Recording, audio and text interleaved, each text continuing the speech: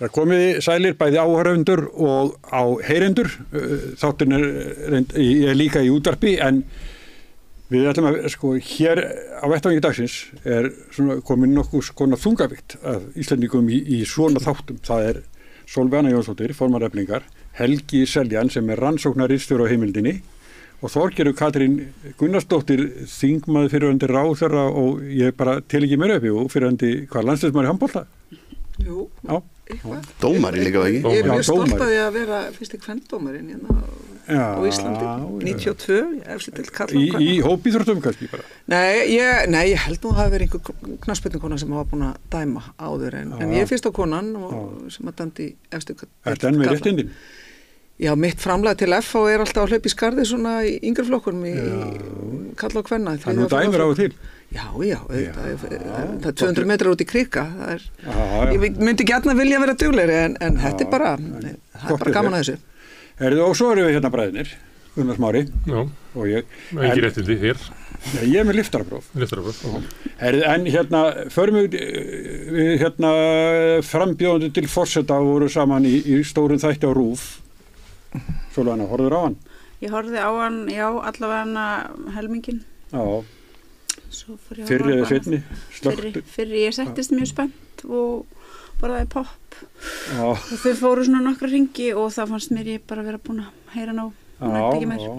Ég gafst upp, hann var búinn. En Helgi? Já, ég horfði reyndar ekki nema á helminginn, en hérna fyrir helminginn og ég gerði það bara í gær. Að því ég hafði ekki mikla trú að þetta mjög skemmtilegt. En það sem þetta komið svolítið óvart og þau komið mér líka svolítið óvart. Mér finnst þetta svona skemmtilegt. Já, fólki sem við hefum ekki heyrt í áður, kom það?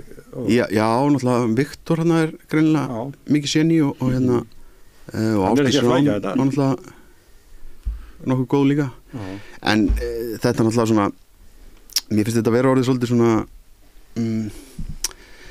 ég veit ekki hvað að segja, þetta er að verða svona miklu tvísýnna heldur en maður hefði búist við og þetta eiginlega, þú veist og það er ekkert alveg absúrt að tala að það séu, þú veist 4 og gæti verið 5 sem að gæti verið þú veist svona 15 manneskjan gæti stokkið inn í einan hóp sem það Halla Tómasdóttir. Já, hún stóð sér bara vel.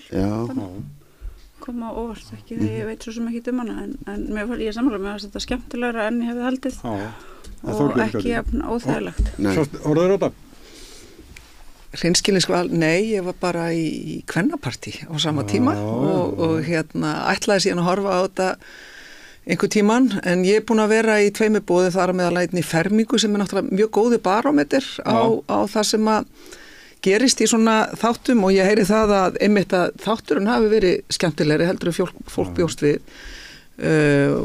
Fólk var að draga fram hinn og þessa sem að stóðu sig vel, Katrín var solid og Baldur góður og Halla Tómasdóttir einmitt komið sterk inn, Viktor komið á óvart og það er í rauninni, það sem ég dró út úr þessu er að það er gaman að það er fjölbreytileiki í frambúðinu og svona ef að það var einhver sem stóð sig langbest í samkvæmt fermingunni í gær þá var það Jóhanna Vigdís og Baldvin Þór og þau höfðu stýrt þessu mjög skemmtilega og leitt þetta þannig að þátturinn var góð skemmtun. Þetta er svona það sem ég dró út úr fermingar samtalinu í gær. Það var tímamæling greinilega á þetta er mjög erfitt, sérstaklega RÚV. Þetta hlýtur að vera erfitt. Þú veist stanslaust, fyrst alveg það þarft að vera með 12, þú veist sem eru þetta bara partur af skildum Ríkisútvarpsins og allt það, en svo þarftu líka að passa upp á tímamælingarnar og svo þarftu einhvern veginn í anskotanum að reyna að hafa þetta þannig að það nenni ykkur að horfa á þetta sko. Og þú berð svolítið ábyrgð á því sko.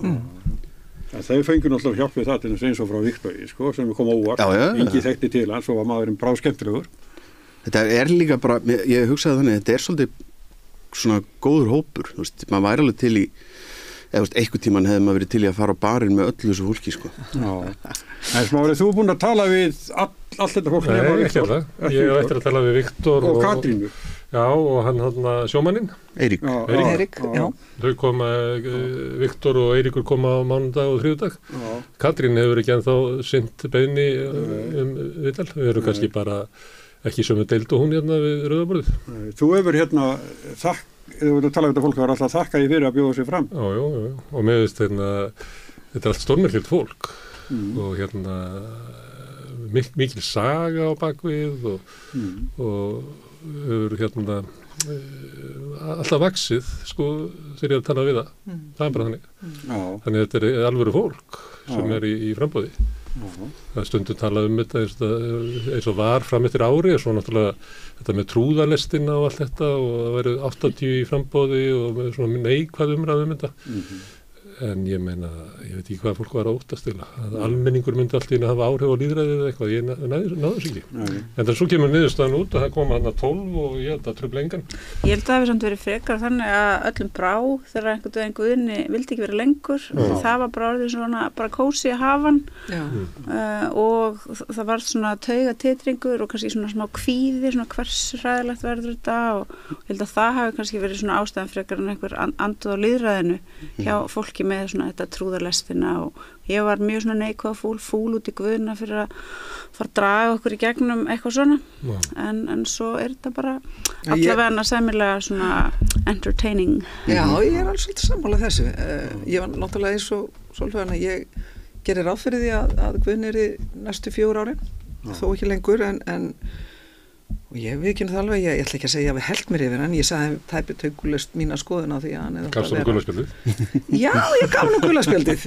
Ég hefði alveg gert það hygglust og hann hefði alveg skilið það, handbolta áhuga maður mikill, en þetta var niðurstaðan og svona, ég er svolítið sammála þessari þróun, það er mikil umræða því við höfum verið formennir meðal annars að tala um stjórnarskrárbreytingar og þetta hefur verið eitt af þeim ákvæðum í öðrum kaflanum varðandi meðmæli fyrir því að verða frambjóðandi til forseta og það hafa allir verið að við verum að hækka rána mjög mikið og þetta er hlutfallslega ekki það sama og var þá Jú, þú veist það þarf kannski að hækka hana eitthvað en mér finnst bara þetta koma ágætlega út og talandi um lýðræði og fleira og ég náttúrulega dreg alltaf fram þetta eru þar kosningar þar sem að hver maður, eitt atkvæði. Þannig að jöfnustu kosningar sem eru og mér finnst þetta gaman að svona vera í kringum þetta og fylgjast með þessu og einmitt draga þetta fram. Af því þetta er ekki ókveð lýðræði að hafa eitt maður, eitt atkvæði. Nei, meni, þetta er líka kosningar þar sem þú getur þú veist,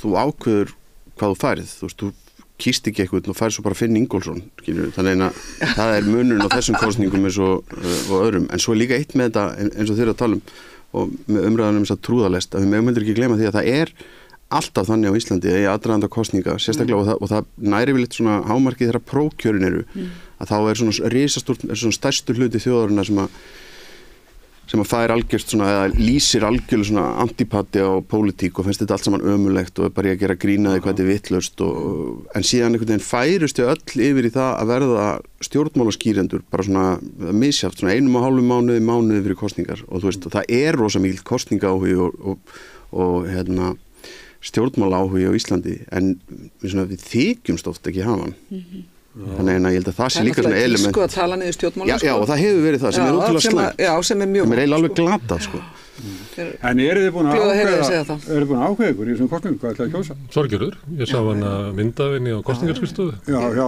Kötu Já, ég er löngu búin að ákveða það að ef hún færi fram að þá myndi ég styðja hana ekki að því ég hef pólitískt sammálinni en ég sé alveg hvaða kosti hún hefur yfir að ráða og ég bara á þessum tíma líka að þá vil ég hafa manneskju með þessa reynslu sem að hún hefur ég er ekkit gagnrýnislaus á Katrínu Jakobsdóttur Guð mig góður en ég sé hvað þarf í þetta embætti ég líka með mína reynslu sé alveg hvað skiptir máli núna og þess vegna er ég að styðjana fyrir utan og hún er bara almennilega manneski en við megum heldur ekki vanmeta að því ég hef fylgst með henni líka erlendri grundum upplifað hana þar og það er opaslega dýrmætt að vera með þessi tengsl og tengingar og þessa samskipta færni sem hún hefur á þessum tíma að það er líka ákveðin verðmætt í því fólki fyrir okkur Íslendinga en að þessu sögðu þá segi ég líka undirstrika, mér finnst þessi fjölbreytileiki frambjóðanda, mér finnst þetta fallegt, mér finnst gaman að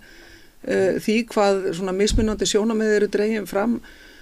Það verið að tala um hörku og eitthvað, jú, þú veist, það er bara þannig, náttúrulega Katrín hefur fengið það algjörlega óþvegið bara strax og hún tilkynnti, en ég held að þegar við sjáum núna þetta er orðið jafnara að þeir sem eru leiða eða eru í forustu, hvort sem eru 3, 4 eða 5, þeim er alveg búast við að það verði óvægnara og ákveðin gagnrýni og þá enginn að væli yfir því. Það er bara hluti af þessu svo lengi sem að fólk er bara hófsamt og innan skynsamlegra marka en það er eðlilegt að það komi fram gagnrýni sem að verði þá að svara. En þið hinn, eru þið búin að ákveða? Já, ég styð Steinunni Ólínu en hún náttúrulega mælist með afskaplega lítið fylgi, þannig að það er ósennilegt að hún beri sigur úr bítum. Hvað verður þegar það fyrir að draga nær? Mögulega hellist fólk úr lestinni og eftir standa einhverjir. Akkurat núna þá langar mig ekki að kjósa þau sem að þarna eru að mælast efst.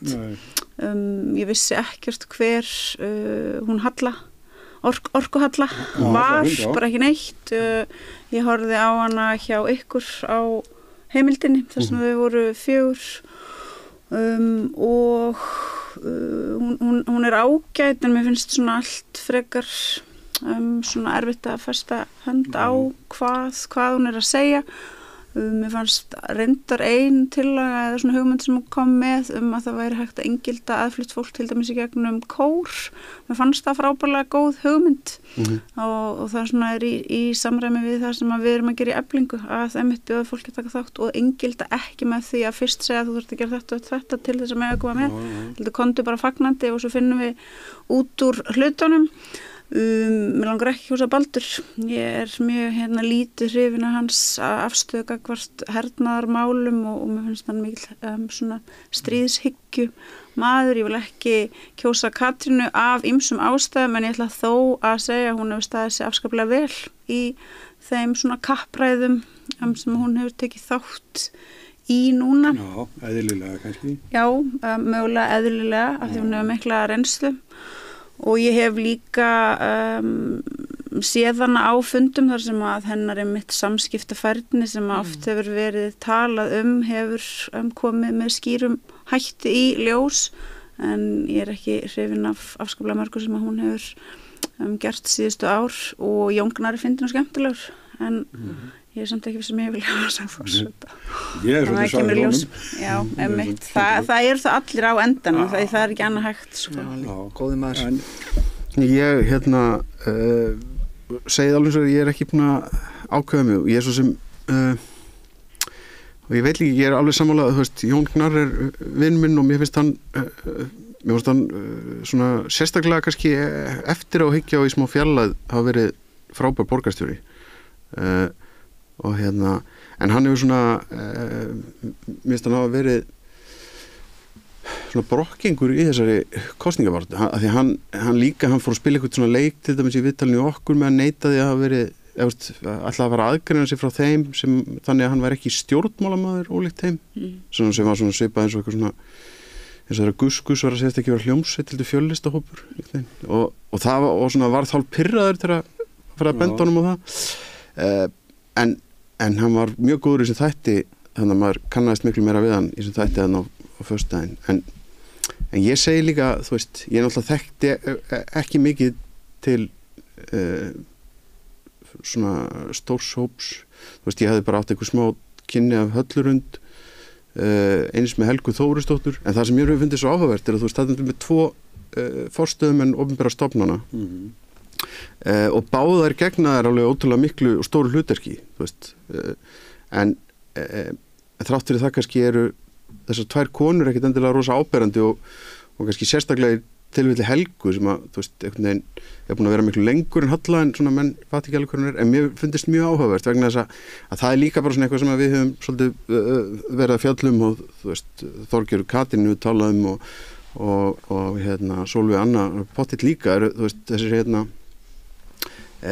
þessi tök svona sérhagsmunagæslu svona hópana í þessu samfélagi að sko þær hafa svona báðar svona presentera sér svolítið, Halla og Helga, þannig að þær hafi einhvern veginn staðið í stafni í erfiðu málum í sínum, hjá sínum stofnum, en Helga ólíkt Höllu, þú veist, var alveg tilbúin til þess að, þú veist, að vísu eftir svona, vorum búin að spyrja hann nokkur sinnum, að nefna okkur dæmi um það hvernig einhverju svona sérhagsmunir hefði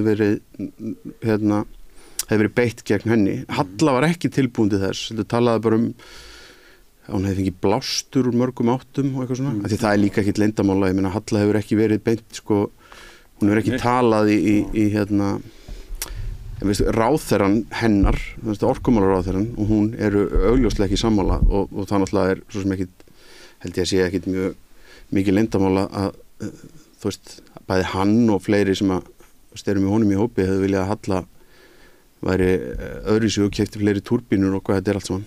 Þannig að mér fannst eiginlega svona hálfa til Höllu að fara að gefa það í skyn að hún hefði einhvern veginn staðið vaktina en væri svo ekki tilbúin að segja okkur gagnvart hverjum að það skiptir máli, sko. Já. En ég er ekki búin að ákveða hvernig ég ætla að kjósa samt. Mér finnst þetta að vera mjög mikilvægt í þessum, því að við erum að fara í gegnum, það eru 4 vikur eftir einhverjum stafar og þetta er svona embætti sem er svolítið deilt hvaða hlutverk hefur. Er þetta embætti sem við viljum hafa frá stjórnmálunum niður á þingi, þar sem við erum með veikt þing og eitthvað svona ráðherra ræði yfir því og erum í vanda, þetta þingið nýtur ekki traust hjá þjóðinni og ekki ríkisstjórnin og viljum við þá að forsetinn sé eitthvað mótvægi við þessu. Mér finnst það að vera hluti af því sem það er alltaf, ef við segjum svona hluti af elitinu, alltaf samfara okkur þetta embætti skipta engum máli, þetta er bara að taka hendunar okkur útlendingum og hefur engin völd, en ég held að sé bara ekkert fullkomið sátt það og sagan sýnir líka að forsetinn getur tekið sér völd sem að elitan hafi áður sagt að mætti ekki snerta, þess að hún er náttúrulega að vernda sín völd, þar sem hún hefur völdin í sömuleyti í gegnum sérhagsmunina, í gegnum ríkisstjórnina inn á þingið. Við erum með núna í þinginu til dæmis lagareldisfrumvarpið sem er bara klassískt svona sérhagsmunna frumvarp sem var sett inn í þingið af Katrínu. Mér finnst þetta að vera stórt atriði, svo líka hvort við náum því að fara í gegnum þessa umræðu og tala samfélagið eins og það raunverulega sem mér finnst Helgi verið að tala að það eru 2 frambjóðendur sem er erfiðleikum með að segja hlutina bara eins og þeir eru, að við erum með veikar stofnanir sem að verða fyrir gríðalegum þrýstingi beint frá sérhagsmunaaðilum eða í gegnum pólitíkina sem verið að þrýsta á þessum á að vera með eftirlitið og gæta almannahagsmuna og það eiga svona í vandræðum að það sé að vera að skemma partíið. Ef við segjum frá því hvernig Íslands samfélag er og ef við getum það ekki í kosningunum, tala bara eins og hlutinir eru, þá náttúrulega getum við ekki valið okkur forseta eða ég myndi vilja að við værum með bara sannleikur að gera þau frjálsa. Núna ættum við bara að fara í gegnum kosningarnar og tala hlutina eins og þeir eru. En það er náttúrulega á öllum vettvöngum óvinsælt að vilja tala hlutina eins og þeir eru. Það er greiðlega mikill vilji til þess einmitt fyrir jákvæða breytingum. Að það sé talað hlutina eins og þeir eru, að sjálfsögðu, en ég er bara að segja að það er ekki bara þarna, það er bara allstar, það bara er oft tabú að vilja bara tala hlutina nákvæmlega eins og þeir eru og ekki eyða ótrúlega miklum tíma og orku fullorðins fólk sem tala bara með eitthvað annað og það þetta bara birtist þarna eins og allstaðar annarstaðar og þau sem að reyna að ýta á það sé talað hlutina eins og þeir raunverulega eru, þau oft þurfa að sitja undir alls konar leiðendum og það er ekki allir sem að þola það eitthvað sérstaklega vel, það er leiðilegt að sitja undir leiðendum og það er kannski bara auðveldara einmitt og ég skil kannski að vissuleiti að hún Halla sé svona nervus vegna þess að nú er makkinn lagstur á hana af bara öllu afli og hún veit auðvitað að á þessu landi ef að þú gengur oflangt í að einmitt vilja segja frá einhver svona spesifik eða þá ræða hlutina eins og þeir eru sem ég er ekkert endilega að segja hún vilja gera, ég veit ekkert um þessu konu þá myndu mögulega einmitt lenda í rosa vandræðum sérstaklega ef að það er verið að berjast eitthvað mikilvægt þar sem að svona eignarhald vissra hópa er greiðlega mikið á fyrirbærinu og það getur verið þetta bara mjög tauga strekkinu. Það er líka ótrúlega áhugavert að því ég var að tala um þetta, þú veist, Þorgerður þegar þú fórst í framboð fyrir Viðreisn, eða þú veist, þá var þóttur rosalega tíðindi að þú skildir nota þetta orð, sérhagsmuna hópar og það þóttu líka rosalega tíðindi þegar seðlabankastjóri sagði að sérhagsmuna hópar hérna hefur rosalega mikið völd í íslensku samfélagi og líka þegar forstjóri samkeppniseftirlitsins að sko, þú veist, það svo lár þröskuldur á Íslandi gagnvart mjög mörg, þú veist, okkur finnst einhvern veginn eins og það sé og það eigi alltaf önnur lögmál við hér heldur en annars staðar, til dæmis bara gagnvart samskiptum, þú veist hérna þessar blokkarann í Borgartúni gagnvart stjórnarráðinu,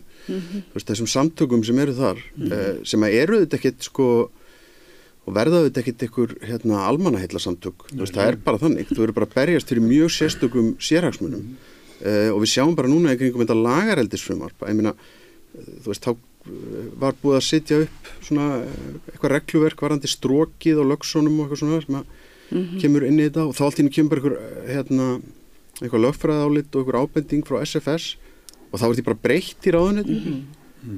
Þú veist, það getur vel verið að það hafi verið ágætis rök fyrir að breyta þessu en að rökin séu einfallega bara þau að SFS hafi lagt fram einhverja tillögum það eru þetta ekkert alveg í lagi, þú veist, og við þekkjum fullt af svona dæmum en nálaðin hérna einhvern veginn veldur því á okkur, við verðum eins og skakkan barómetri á svona hluti. Kristján Loftsson að senda inn þú veist bara track changes á eitthvað sem hann vildi láta breyta. Já, bara lappandi inn í ráðunni. Og svo það þannig ef einhver segir þetta að einmitt sérhagsmunaöflin hafi hérna brjálæðislega mikil ítök þá einmitt fer af stað svona foreldralega einhver svona já nei þetta nú rangt, svona mamma kemur og pabbi kemur til að segja nei þetta nú bara alls ekki rétt og einmitt þegar að Seðlabankastjóri sagði þetta þá marga daga á eftir kom hver manneskjan á fætur annari sem hefur eitthvað svona vikt í samfélaginu svona til að dempa þetta sko af því að alþýða fólks fóru að hlæja og segja já þetta nú mikil sannleikur sem að þarna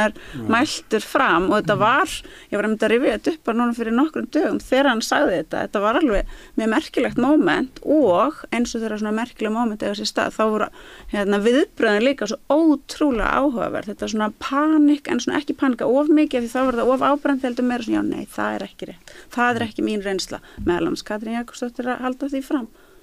Já, þegar að hérna, maður klára þetta hana með Höllu Hrund að hún vill ekki benda á, mér finnst það vera svolítið nálagt okkur sko blaðmennunum sko. Hver sagði þetta við þig og við viljum bara ekki segja það, við viljum ekki sko, veist þau eitthvað svona. Það allt annað sko, blaðamenn hafa svona vissan trúnað gagvart svona heimildamönnum og svona, orkumálastjóri hefur það ekki sko. Nei, en ég meina við þráspurðum að þetta var bara orðið dónalegt sko, þú veist, og bara asnalegt þannig að við sáum alveg að hún var ekki tilbúin að ganga lengra, en ég meina en það þá líka alveg augljóst og ég meina, en kannski gerir hún það núna, ég meina, þú veist, ég veit það ekki. Já, ég er einmitt að fylgjast með þessari umræðu og hérna, talandi Morgunblaðið, ég reyndar átta mikið á hvern Morgunblaðið er að styðja.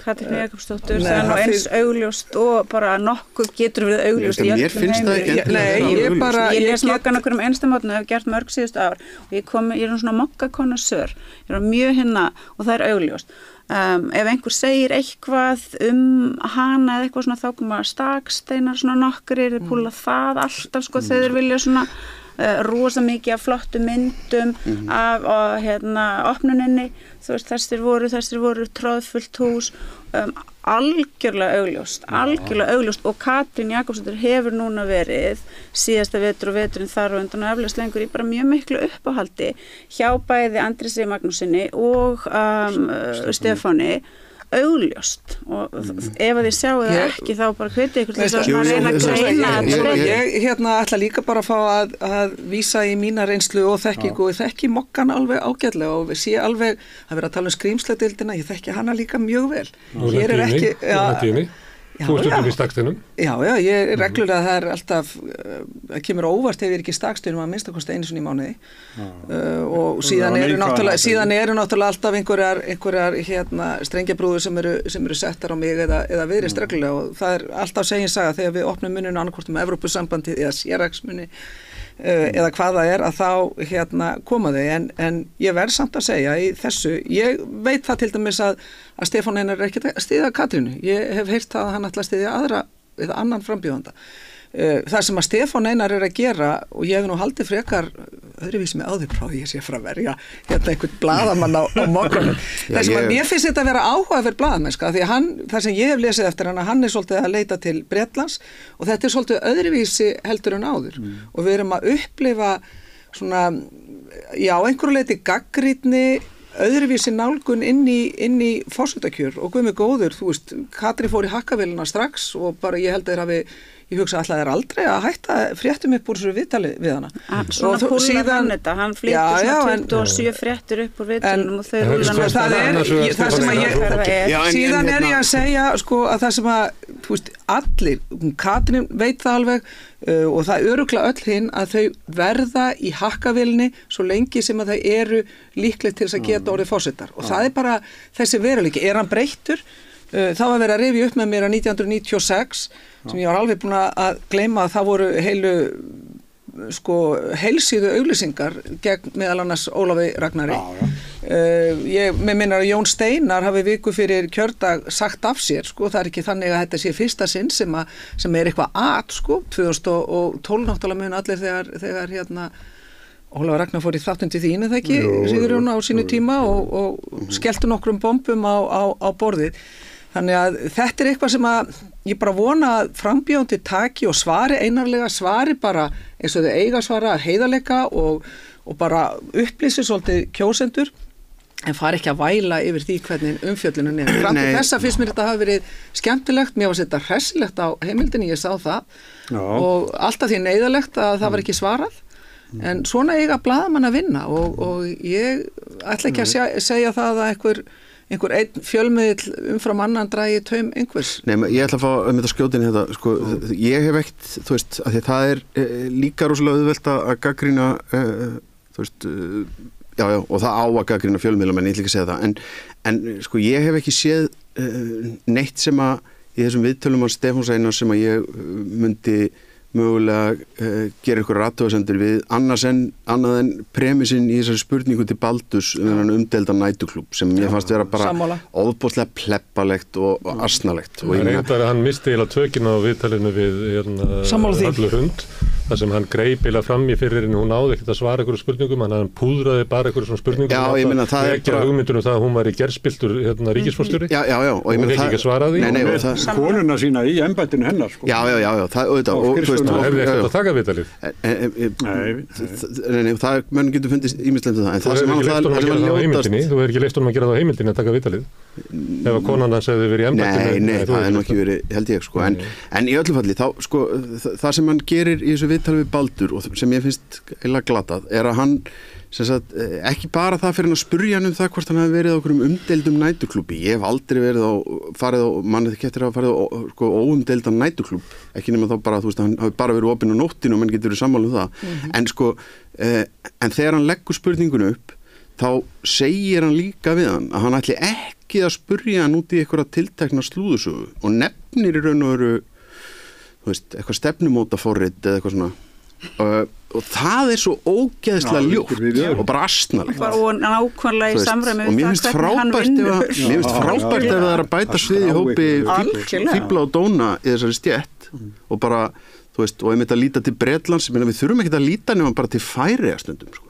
Þú veist, við höfum verið allt og lín, þú veist, ég man ekki eftir, sko, að hafa tekið eitt einasta viðtal í sjónvarpið þar sem ég hef fengið meiri móral yfir því að hafa hjólað fastar í einhvern heldur en móralin sem ég fengið yfir því að hafa ekki farið fastar. En aðeins út af Baldri, bara mig langar að segja aðeins út af Baldri að ég skil ekki og það er það sem að mér finnst óþólandi í þessari kosningabaráttu er að upplifa það að þessa fordóma gagnvart hinsegin fólki og það náttúrulega kemur fram vegna Baldurs en það hefur fengið mig að því ég, sko, ekki bara einu sinni og ekki tvisvar fengið hérna, já ég ætla nú ekki að kjósa hann af því hann er hommi, sko, og svo bara lendur maður í því að taka debattinn út af þessu og það segir mér það, bursið frá þessum forsetakosningum að við erum komin í íslensku samfélagi núna aftur á þennan stað sem er meiri skautun, það er minni tolerans gagnvart hinsegin fólki, minni tolerans gagnvart því sem er ekki normið, hvað sem að normið er síðan í dag, sko, þannig að hérna talandi útlendinga og það þarna sem að mér finnst vera eina stærstu áskorunar okkar í samfélaginu í dag, meðal annars í stjórnmálunum, að segja hingað ekki lengra, sko, við erum ekki að fara þangað. Það þetta bara ef að barir fyrir samkynniða er orðnir umdeldir, bara fyrir að vera það, þú veist, þá erum við líka bara, og ég ætla ekki endilega, þú veist, ég ætla ekki Stefán Einar eitthvað illt og hann getur vel verið að hann bara orða þetta astnalega, alls ekki. Þú veist, en þetta var, þú veist, þetta finnst mér vera svona það sem var kynnið fólks á ekki að skipta máli þegar þú ert í framboði. Annars ég ánægð með að fá bara fleiri í þetta stéttarfélag. Það ekki að því að hommi fara á hommabar. Nei, og ég held að sé bara almennt ekkert að því að hommi gerir það sem hommi vill svo lengi sem hann ekki skæða fyrir annan. Já, því að þetta var máli. En skiptum yfir í önnur stjórnmál. Hvað örfáu dagar eftir fundadagar í þinginu? Ríkisstjórnin, ríkisstjórnin með allt í steik. Það þannig. Nei, það sem máli sem ég held að séu 16 þingdagar eftir, 8 fram að forsetahlíinu, við erum með hlé, við förum í viku til virðing þingsins. Bara viku? Já, ég held að sé bara vika sem er gert algjört þinghlé og síðan tökum við bara strax eftir forsetakosningarnar aftur til starfa, veita þeim svigrúm til þess að fá athyglina og allt það. En það sem að því við vorum að tala lagareldisfrumvarpið áðan hér, sko, það ótrúlega sjoppulegt mál. Eitt sjoppulasta máli sem hefur komið samt bara á síðri tíma sem ég man eftir, nú er þetta ýmis mál sem maður hefur staðið frammi fyrir. Það var meðal annars búvörumálið og hvernig var verið að klippa samkeppnislögum úr sambandi í þágu sérhagsmuna. Það sem að fólk gat ekki sagt sem að stóða þessu, meirihlutin pluss miðflokkurinn gat ekki sagt ótvírætt, er þetta í þágu bænda? Nei. Er þetta í þágu neytenda? Nei, alls ekki. Þetta er í þágu milliliða og það er verið að misnota velvild bæði þingsins og samfélagsins í garð bænda, að við viljum að hafa öfluga bændastéttina, við viljum að þessi öflugur íslensku landbúnaðar með því að móka undir millilið. Og þetta var gert þannig, þetta var gert eiginlega í skjólinætur, það var ekki haft, sko, þingi samt ekki einu sinni nefndarálitið, heldur ekki bara einhver aðil út í bæ, heldur lögmaður KS, og mér finnst þetta miður fyrir þessi vinnubröð og ég vona að þetta verði þannig að fólk í þinginu hafi svolítið vakna líka starfsfólks þingsins og segir svona gengur ekki að sé unnið. Þetta er eitt dæmi það og talandi eftirlitsstofnanir. Ég er formar í flokki sem vil hafa einfalt regluverk, gegnsæi, alla þessa þætti. En það þýðir ekki að veikja hér ár eftir ár helstu eftirlitsstofnanir okkar, eins og samkeppnisstofnun, eins og fiskistofu til dæmis og þessar aðilar sem að eiga að tryggja að almannahagsmunir séu alltaf teknir umfram sérhagsmunir og það er ekki þessa dagana. Og þegar við förum inn í lagareldið að það er bara, og þeir segja bara, þetta fer í gegnum 3 þingflokka, þetta fer í gegnum ríkisstjórn. Og svo bara allt inni, skiptir ótímabinding, skiptir hún einhverju máli. Þetta er prinsippmál. Og þetta segir okkur það að það sem að við höfum verið að tala fyrir að því ég er alveg tilbúin og var á síðasta kjörtímabili margítrekaði við stjórnarflokkana að standa að ákveðnum breytingum á stjórnarskráni, forsetakablinn, umhverfisákvæði, íslensku ákvæði, dómstólakablinn, margt hægt að gera, margt sem er tilbúið, auðlindaákvæðið sem lá fyrir, margt gott í því, við þurfum að fá tímabindingu. Og þá er mér sagt, þetta eiginlega þýðir að sama sem við erum að leggja fram, en svo bara hnykt á því með almennu lögum. Og hvað gerir síðan ríkisstjórnin? Legguð fram frumvarp ótímabindingu. Ef að eitthvað hefur gerst í meðferð þingsins og ríkisstjórnar í þessu máli, þá er hún ýtt undir það að það þarf að vera með ótvíræðum hætti að það sé tímabinding auðlinda í stjórnarskrá. Ótvíræðum hætti. Af því að við þurfum bara að tryggja það að þjóðin eigi auðlindina. Við séum ekki að gefa hana. Og við þurfum að tryggja sanngjarnt auðlindagjald, ekki bara í sjávarútvegi, heldur líka varðandi orkuna, varðandi allt þetta sem að auðlindir okkar snúa að. Þannig að þetta er svona síðari tíma fyrst mér þetta að vera risamál og það þarf að gera miklu meira heldur en að draga línu í sandinn. Við þurfum að fara að tala mun háværar þetta heldur en áður hefur verið gert. Þetta er bara að taka völdin af sérhagsmunum. Já, það er bara, þetta gengur ekki að því, þú veist, það sem að mér finnst vera svo sorglegt að því ég var á frábæru ársfundi SFS á föstudaginn. Þú veist, við erum með öflugan sjávarútveg Við erum með sjálfbæran, verðmætasköpun, það ákveðin fyrirsjáleiki sem við þurfum að passa upp á, en það eins og þau sé ekki að fatta það að þjóðin vill að þessi mynd sé full mönnuð. Það að auðlindir séu eigu þjóðarinnar og það sé ekki sanngjarnt gjald. Fyrr næst ekki sér sátt. Ég held líka að það er kannski efni í aðra umræðum það hvort að, þú veist, við getum alveg sagt að íslensku sjávarútvegur sé sjálfbær en það líka voðalega auðvelt fyrir okkur að gagnrýna ofveiði annars staðar, þú veist, og út allan heim þegar við tökum þátt í því að murka sko margfalt lífið úr makrílstofninum. Svo held ég að eitt af stóru málunum sem fara að koma núna, ég ætla að mér sá bara á Instagram núna fyrir nokkrum dögum síðan, að Leonardo DiCaprio farin að taka þátt í herferð og svona vitundavakningu sem hefur komið trollveiðar.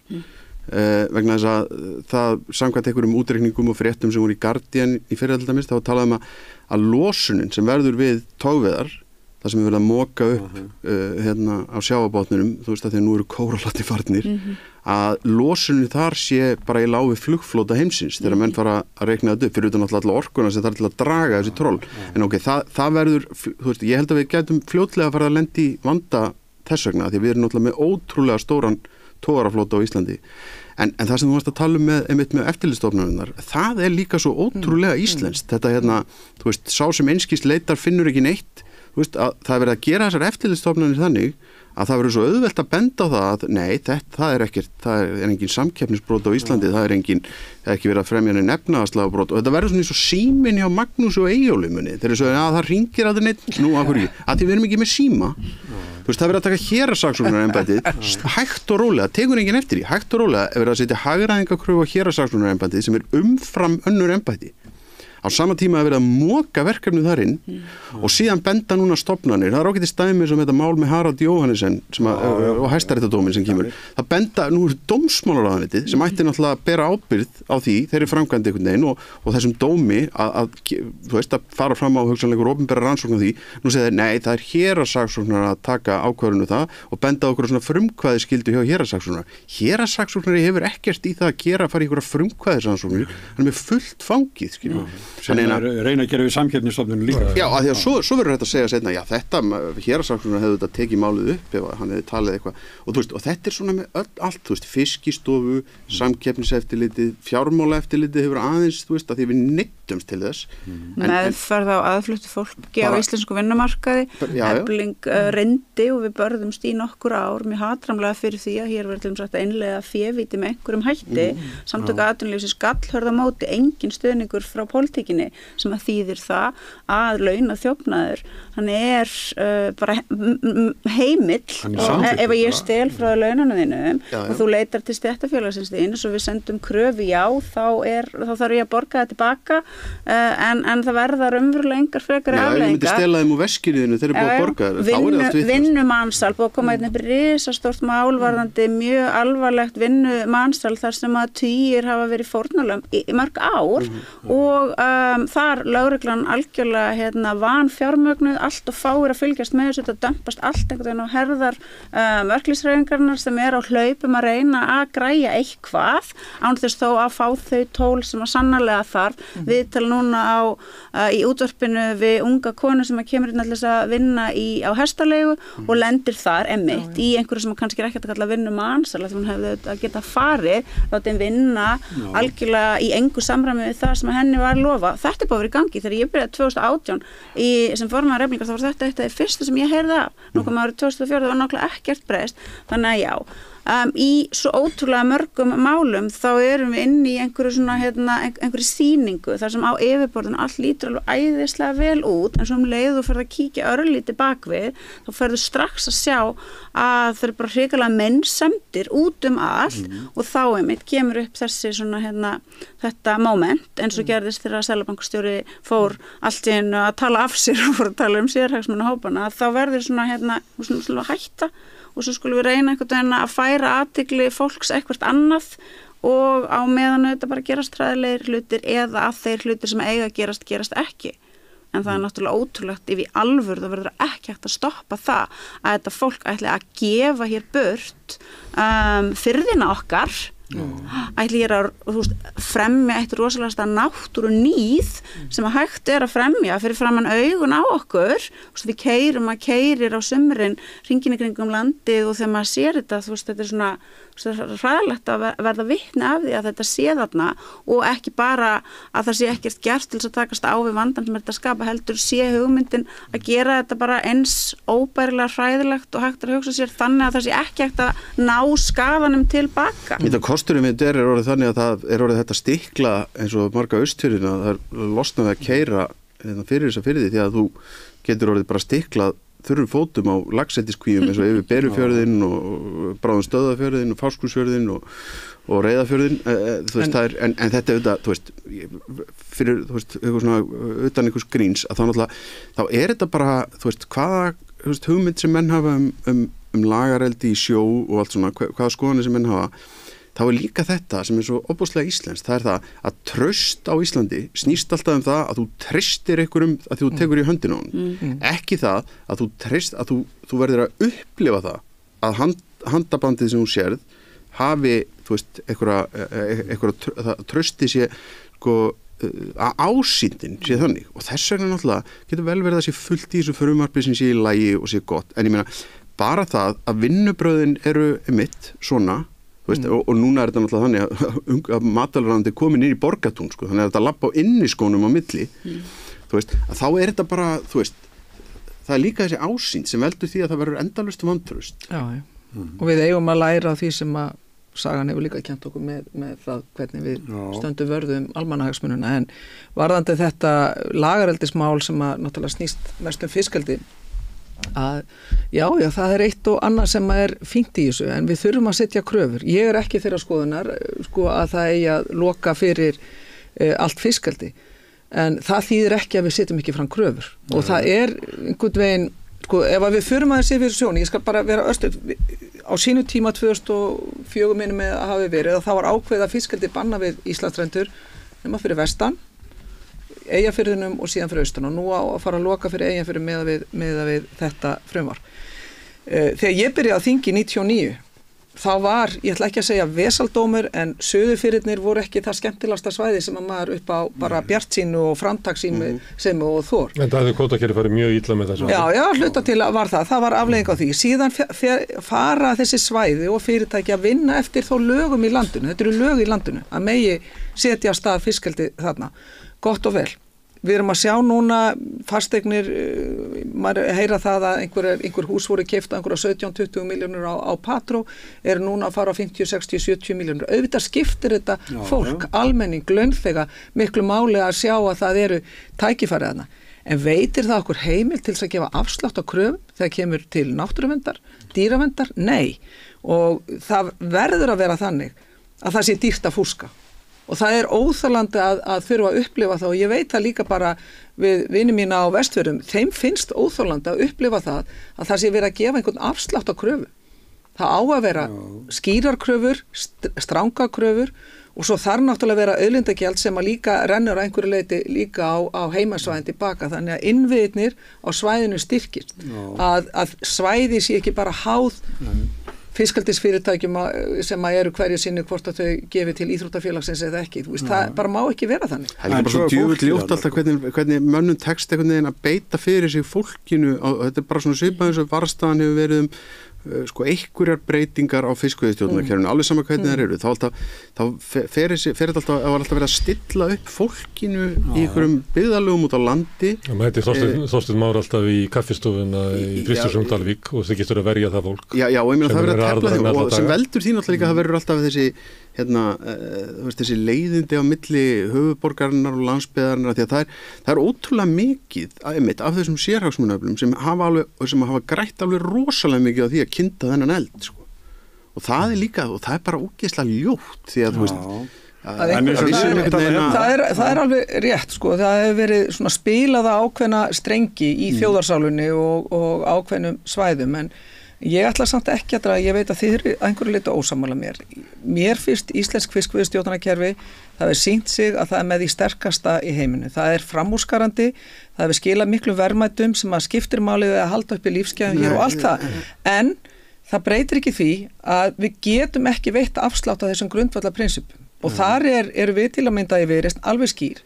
Við viljum tímabindingu leyfa og við viljum sanngjarnt auðlindagjald. Þannig ertu svolítið samspýðið, ég ætla að stoppa þig, þannig ertu farin að tala svolítið eins og þeir sem þú ert búin að vera vasti áður í hópi með og þú ert núna að díla því sem eru þeir að leið og eitthvað fyrir að tala sjávarútvegsmál á Íslandi, þá einhvern veginn eins og við viljum fara bara, allir vilji bara fara henda ykkur óheftar veiðar og auðvitað allir sammála með fiskveiðistjórnarkerfi sem slíkt að það er haldið í horfinu og það er að vissuleyti gagnast ykkur í verðmætasköpun og eitthvað, en vandamálið er að það er svo mikið af götum og hólum innan þessa kerfis, bara regluverkinu það hvernig við ákveðum, hvernig þessi afli seldur, það vantar gegnsæi það er ekkert skýrt hvert kílóverðið í rauninni er á fiskin og hvað af þetta kerfi hefur gert það að verkum að nú eru einmitt þú veist, bæjarfélög út á landi sem að vilja fá þetta viðbjóðslega sjókveldi til þess einmitt að fá vinnu og hafa möguleikana á að halda búsetu áfram á þeim stað sem að fólki þykir vænt og er þeirra heima byggð. Þannig að já, ég sammála það fáránlegt að láta sem þau sem að gagnrýna þetta kerfi, ekki síst vegna þeirra áhrifa sem að það hefur haft á lífskjör almennings á þessu landi sem að áður gat sótt vinnu og á vissum stöðum en getur það ekki lengur vegna þess að hlutinir eru einfallega bara teknir, bara búið aðfenda á einhverjum aðilum og svo geta þeir bara fært hlutina til eins og þeim sýnist að við sem erum á móti þessu sem að tala fyrir ofveiðum og einmitt því að það sé farið með náttúru auðlindirnar okkar allra eins og eitthvað rausl að sjálfsögðu er það ekki svo. Ég er ekki að segja það Sólveig að það sé ekki hægt að aðfenda einhverjum fámennum hópi, einhverju eignastjætt yfir ráðin, yfir lífi fólks. Já, þess vegna höfum við í Viðreisn, við höfum verið að leggja fram ítrekka frá frumvörp, meðal annars sem að taka á hámarks eignaraðild, gegnsæi, auknar kröfur, setja markað og svo framvegis. Þetta eru tillögur sem að við höfum verið að setja ítrekka fram fyrir utan okkar baráttu varðandi stjórnarskrána. Það sem að veldur mér núna áhyggjum er að hvað sem að það er samfylkingin eða aðri flokkar að það er verið að fara að gefa afslátt á tímabindingunni í sjávarútvegi. Mér finnst það miður.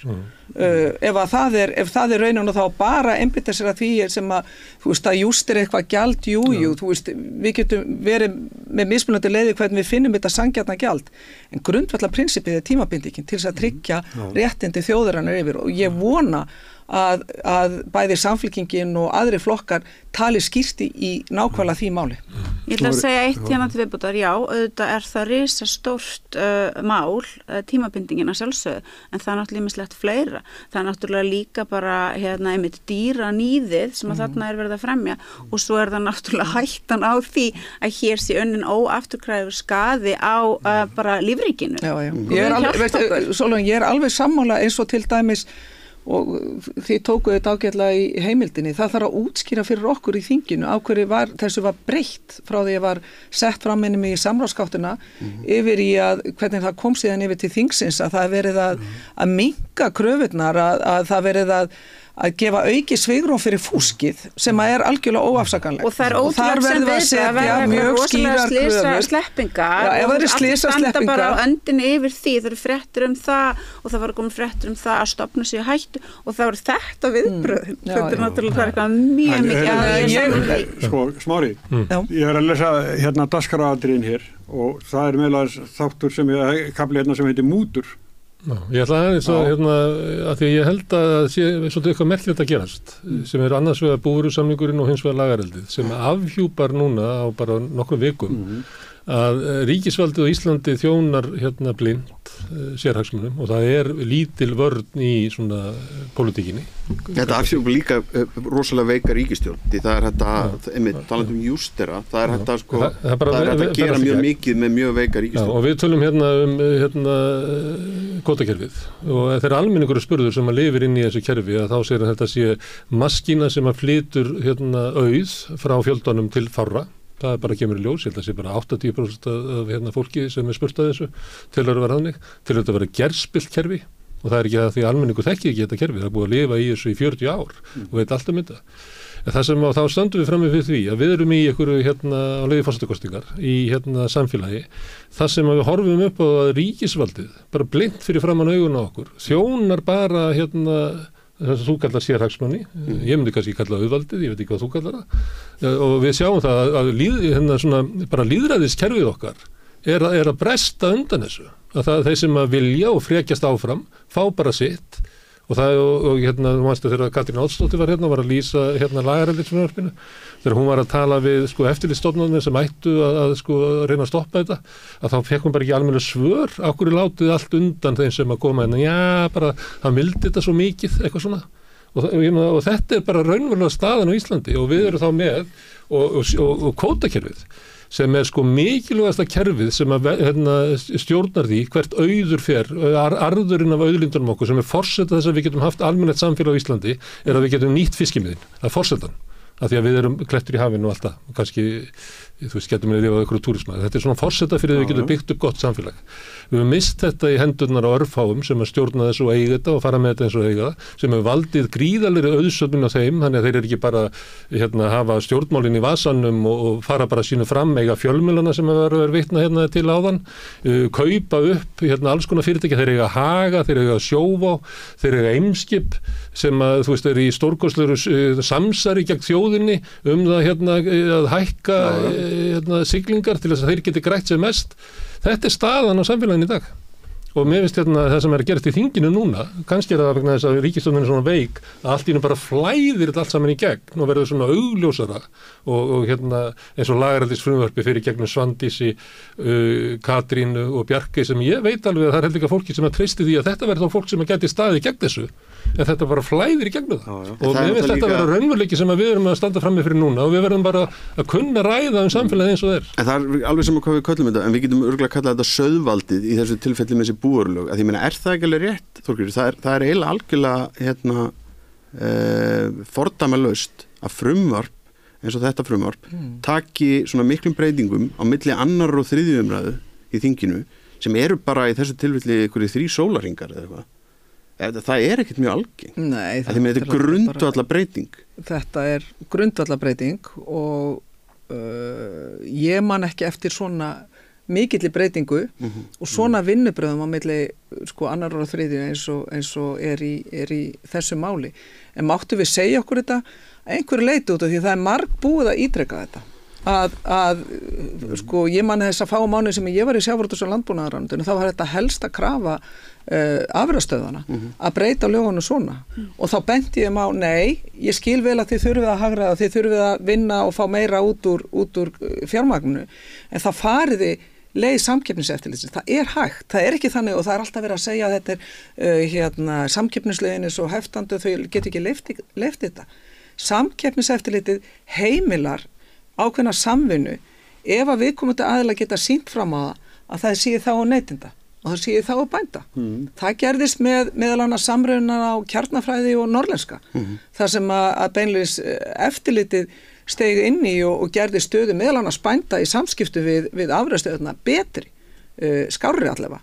Og það sama er með, það heimilaði sameiginleg innkaup olíufélaganna á sínu tíma af því að olíufélögin gátu sýnt fram á það að sameiginleg innkaup á tilteknu sviði væri til þess fallin að lækka verð til neytenda sem að samkeppniseftirlitið síðan fylgdi eftir og það gekk eftir. Af hverju var það ekki hægt í þessu? Mínar upplýsingar voru þær að það voru ekki gefnar upplýsingar það. Það var ekki hægt að afhenda gögn. Og þá er farin þessi fjallabaksleið sem að framsóknarmenn í gegnum tíðina hafa barist fyrir og einhverju hluta til framsóknarmennir í vinstri grænum sem að hafa vilja fara þessa leið og mér finnst þetta miður út af því það er margt líka auðvitað gott að gerast hjá afurðastöðunum og þær þurfa að lifa af en farið eftir almennu leikreglum af því þær eru þá allra ekki bara þá sumra og það er það sem að þessi þangagangur og þessi nálgun og þess vegna það er þess vegna sem að segir sem að þessi svona gömlu rótgrónu íhaldsflokka verða bara að fá frí. Aðalmálið þessu er að þetta er lagt upp í þetta upphæðlega til þess að rétta stöðu bænda og sauðfjárbænda sérstaklega. Það sem kemur út úr þessu er það að það er farið í breytingar á síðustu stundu það sem er það sem nú eru engir varnaglar fyrir bændur að fyrsta lagi að það skili sér eitthvað þessari hagræðingu hún verður til þeirra. Það ekkert gagnsæi að því nú þetta líka því að þessar afurðastöðvar það eiga bæði sláturunina og vinnsluna og þetta nákvæmlega saman við síði sjávarútveginum og bændum hefur verið bara gjörsamlega ómögulegt að sjá hvernig verðmyndunin þarna á milli. Sem veldur því náttúrulega þeir geta aldrei gengið úr skuggum það á hvaða verðum hvort að verðindi þeirra eru að endurspegla eitthvað raunvirði. Það eina sem þeir sjá bara lampið sitt sem þeir fara með þarna inn og fá eitthvað borga fyrir það. Að því það eins og formaður bændasamtakana fyrirhandi sagði daginn, við verðum að fara að fá þá hreint hvað kostar að skjóta eitt lamp. Og þú veist, þetta hljómar auðvitað hræðilega en það samt, þú veist, við erum að því sannlega. En við vitum það ekki. Og þarna og breytingin og ég meina formaður atvinnuveganendar hann segir það bara í viðtali við Bændablaðið að eina rökunum fyrir þessari stóru breytingu hafi verið svo að menna alltaf átta sig á því á síðustu stundu að lögin hafi verið, að frumvarpið hafi verið þannig að það útilokaði KS og SS þannig erum við að tala sko bara rísa á matvælamarkaði og sko rísastóra innflutningsaðilega líka þú veist, þá fyrir maður að hugsa með þessi býtu Og svo þetta líka bara svo sorglegt út af því að ég tala á þennum velvild til bænda, sko. Við höfum sagt, við erum tilbúin til þess að bæti í kerfið. Ef það verður til þess að gera þennan landbúnað ekki bara sjálfbærari, heldur líka rekstralega hagkvæmari, þannig að bændur, við vitum það alveg sem að heimsækju landið að bændur, þeir eru alltaf því sumi hverjir að lepja dauðin og skel. Það er ekki þannig að þetta sé best stæða stjætt landsins. Kúabændur margir hverjir sem hafa ekki farið í mikla fjárfestingar eða þurfa að standa fyrir miklu vaxtagreiðslum, þeir standa ágætlega. Aðrir hafa það bara ekki nægilega gott.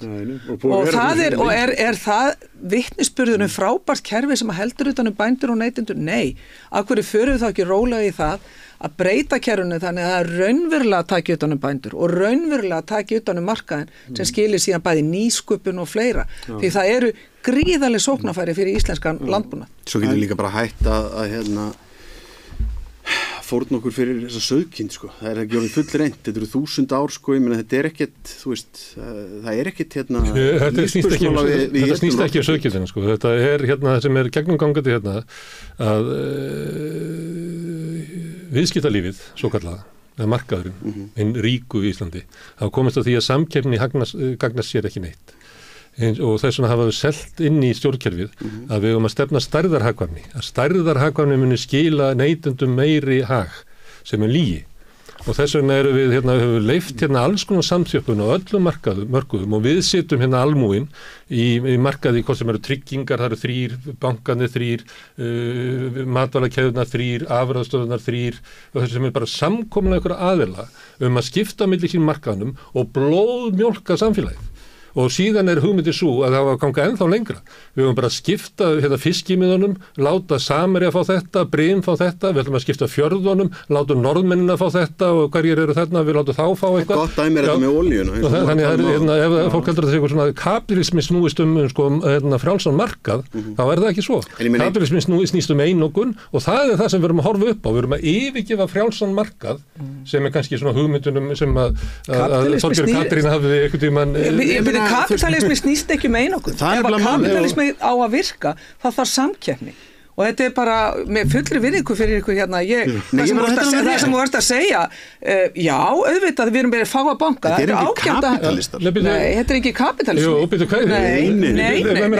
Þeir sem eiga peningana. 3 banka, 3 tryggingar. Þetta eru kapitalistar og kapitalismin, hann að fungera með svona þetta rosa þægilegt nei, þetta bara sannleikurinn, þá hefur hann tendens og það bara staðreind til þess að fara í þessa átt. Já, það er ekki svo sósíalismi tendens til að fara í ákveðna átt sem kannski ekki endilega hot. Það getur vel verið að þið haldið að frjáls hér sósíalismi, það alltaf umræða en það rétt með Gunnarsson að segja þetta kapitalismi, hann hefur þessar tilhneigingar, þær að spilast út núna, hann getur ekki látið þessar tilhneigingar sínar birtast nema með því að hafa það sem kallur veik stjórnvöld sem ekkit veik stjórnvöld heldur bara það sem að kerfið vill að láti gerast. Stjórnvöld sem eru framkvæmda armur þeirra sem í raun eiga samfélagið. Ég ætla aðeins að fá að klára því þið verður svo æst þegar ég sagði að sko kapitalismi geti verið vondur. Ekki Helgi. Jú, ég var mjög æstur þetta engin kapitalismi. Þetta bara tækifærismennska. Ég veit að þið haldið að hinn svokallaði tækifærismennska og arðráð blanda saman. Ég veit að þið haldið hinn svokallaði frjálsi markaður þar sem ég kem með gulræturnar mínar á markað og þú dómatana og svo skiptir við á þessi kapitalismi. Það er ekki kapitalismi. Kapitalismi heitir það þegar henni ríku stjórna samfélaginu og þegar henni ríku stjórna samfélaginu eins og við erum í núna, hvað gera þeir? Þeir búa til fákeppni og einokun til þess að hámarka gróða sinn. Þeir deila út öllum gæðum í kvóta sem þeir fá til sín og þurfa ekki að borga fyrir það. Það erum við að horfa upp á í dag. Þessi eitthvað svona að blanda saman eitthvað, þú veist hvernig fólk skiptir á kaupir og selur notaða bíla, kemur kapitalisman ekki. Nei, en ég ætla að nefna eitt dæmi að því Þorgeir var að tala með olíuna. Það er náttúrulega ótrúlega fyndið í þessu landi að við skulum vera með að það hefur orðið til þrjú olíufyrirtæki sem voru þú veist, komin voru náttúrulega allir í einkaeigu og við svo lífeyrissjóðarnir að pumpa inn í það náttúrulega fullu eins og gert með öll þessi fyrirtæki og svo kom einhverju gæjar með eitthvað 10% og ráða öll þessum fyrirtækjum, en enga síður, þá var það þannig hérna að það var í held ég 10 eða 12 ár, þá voru einhverju kallar hérna að sína sig sem einhverja töffara, sem voru forstjórar í einhverjum olíufélögum, sem voru þegar á reyndi bara umboðsmenn fyrir ríkisolíufyrirtæki Noregi.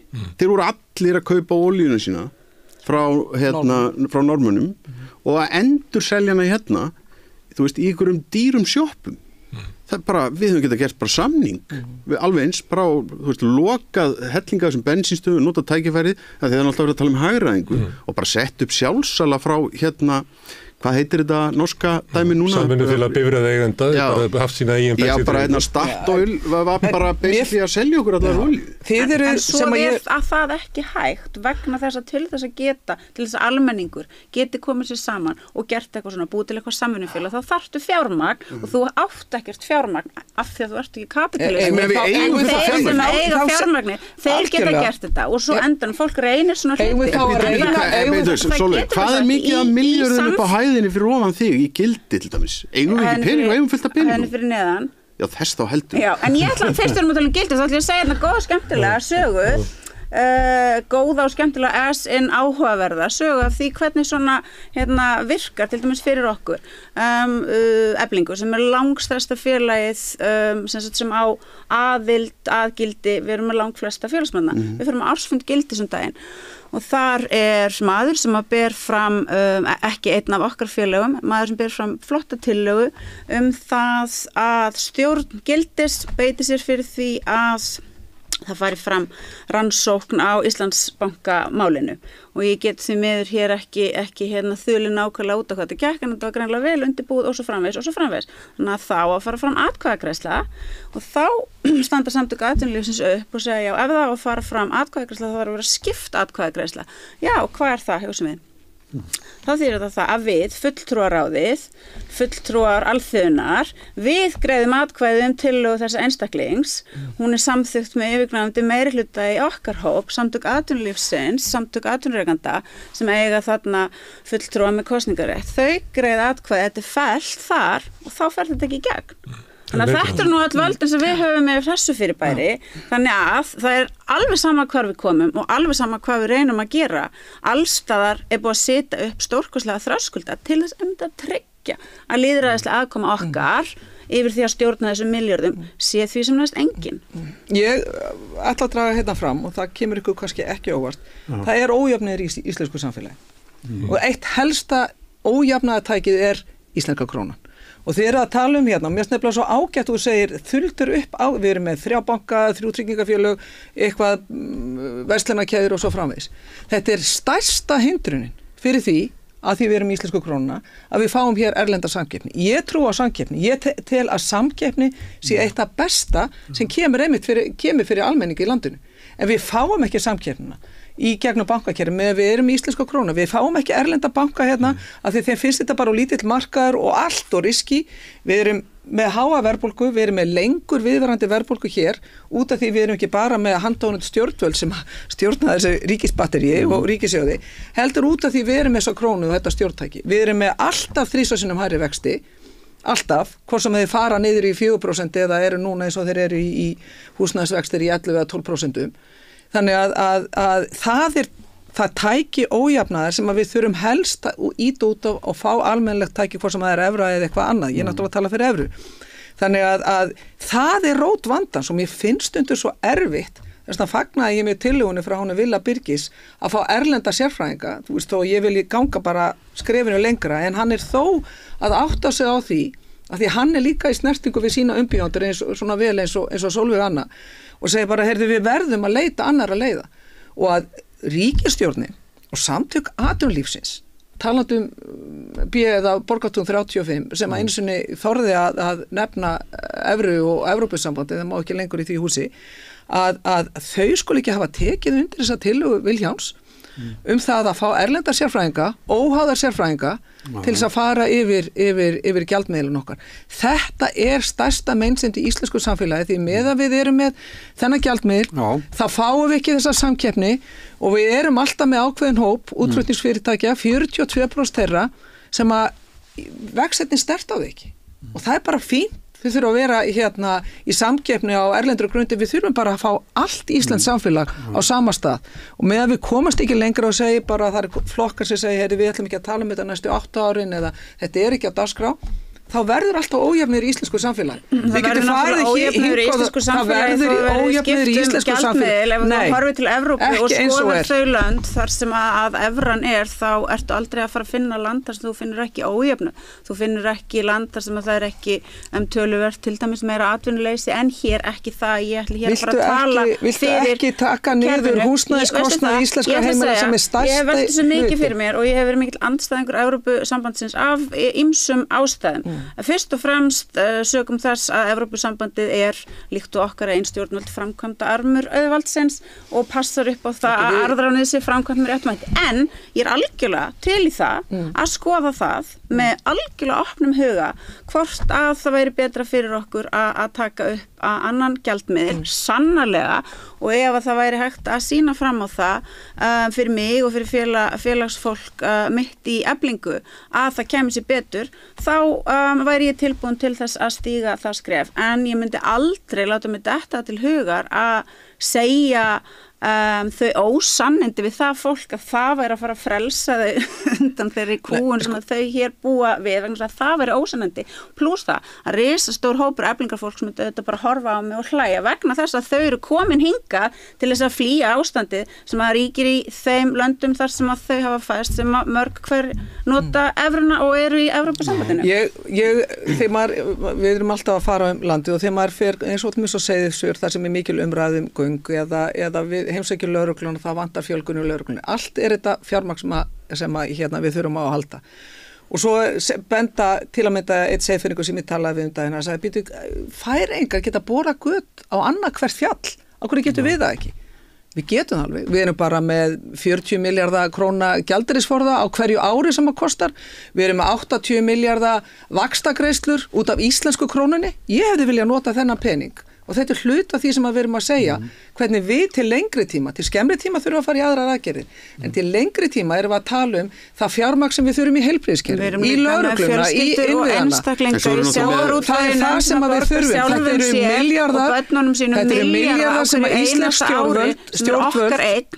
eru milljarðar sem að íslensk stjórnvöld hafa ákveðið að setja frekar í að viðhalda gagnslausum gjaldmiðli upp á 10 milljarða í stað fyrir að setja þetta í eitthvað sem skynsamt sem að styður síðan fjölskyldur og launþega hreyfinguna. En þið munið líka það var alltaf verið að tala um snjóhengjur hérna á Íslandi. Við erum erlendar snjóhengjur. Hvaða snjóhengjur eigum við ekki hérna á Íslandi? Hvað með þetta kosningalóðar Framsóknarflokksins frá 2003 húsnæðislánin, þessi ÍL-sjóður sem núna til. Það engin smá pakki 400 milljarðar pluss. Já, ég meina þetta hangir yfir okkur. Ríkisstjórnin vill að lífeyrisþegar einir greiðir meðan að það verður einhvern veginn að dreifa byrðunum jafnar. Það verður að gera það. En sko, við erum komið fram við tíma. Það leikt á hæstan stendur. En ég lærði eitt af þessu þætti að það gaman að kasta hérna inn K-orðinu sem kapitalismi. Já, það líka bara svo gaman að vera hér og tala gegn ykkur í þessu. Er það ekki? Jú, það er miklu skemmtilega að vera kommunisti á í Valhöll og kapitalisti hér, þetta er öfugt. Þeir eru þar í tunnum í kjallaranum. Já, blundar svo mikið fól í mér finnst þetta skemmt. Það er gott að þú segir það.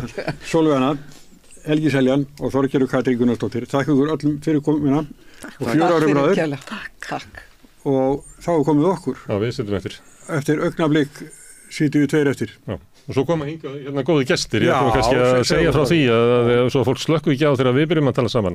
En ég ætla að tala annað mál sem er stórt í þinginu, það er ekki bara lagareldið, heldur að það breytingar á almannatryggingum sem er gríðarlega stórt mál og það er koma hingað Svava Arnardóttir sem er formaður Geðhjálpar, Alma Ýr Ingólfsdóttir sem er formaður ÖBÍ og Unnur Helga Óttarsdóttir sem er formaður Þroskahjálpar og þau halda utanum það fólkið sem að málið skiptir í þessu sem að vill svo til að öfugt við þegar verið að breyta lögum fiskeldi eða eitthvað slíkt að þá er talað náttúrulega við þá sem að reka fiskeldið og eru svo kallar hagaðilar en í þessu tilfelli þá er ekki rætt við hagaðilarna sem eru öryrkjarnir sem að þurfa að lifa á lífeitnum Hátúnið sko. Já, þau bara stjórnuð ákveðu það tala ekkert við þetta fólk heldur að við ætlum að tala við þau og heyra hvaða álitu hafa á breytingum. Það er bræðrablús eftir augnablik. Samstöðu tónleikar og söfnun fyrir Palestínu í Háskólabíói 7. maí. Framkoma Ásgeir Trausti, GTRM, Una Torfa, Ellen Kristjánsdóttir, Eyþór Gunnarsson, Systur, MC Gauti, Svala, Leiló, Pálmi Gunnarsson, Sigríður Thorlacius og Tár. Allur ágóði rennur til mannúðaraðstoðar á Gaza með hjálp Rauða krossins og UNICEF á Íslandi. Miðar á tix.is.